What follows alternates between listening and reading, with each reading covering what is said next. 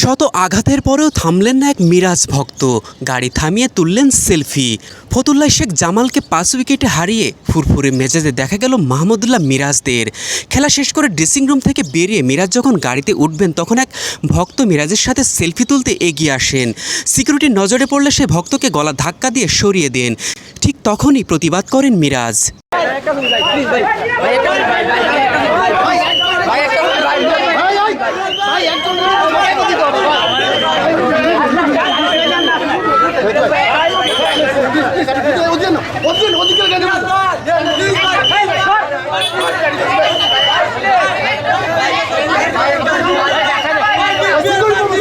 বিকাশে কম খরচে ক্যাশ আউটের লিমিট বেড়ে 50,000, প্রিয় এজেন্টও 2টা। কিন্তু সিকিউরিটি ততক্ষণে সেই ভক্তকে অনেক দূরে সরিয়ে নিয়ে যায়।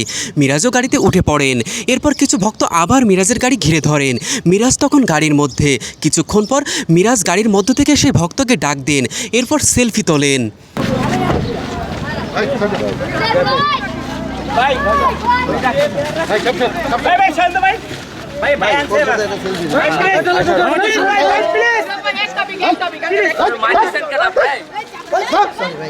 ভালোবাসা বুঝি এমনই হয়, হাজার আঘাতের পরেও প্রিয় মানুষটার সাথে যখন দেখা হয় তখন কোনো কষ্টই কষ্ট মনে হয় না।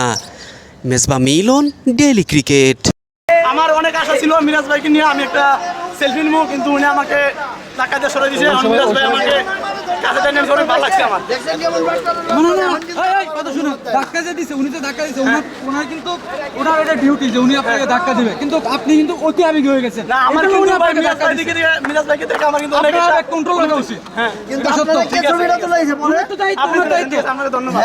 পরে আপনার ছবিটা কে তোলাইছে? বুকে নেন।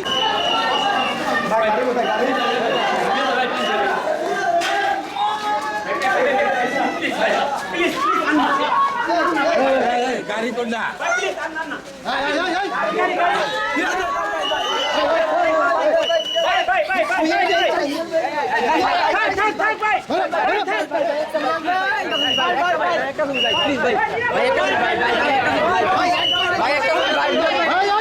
ভাই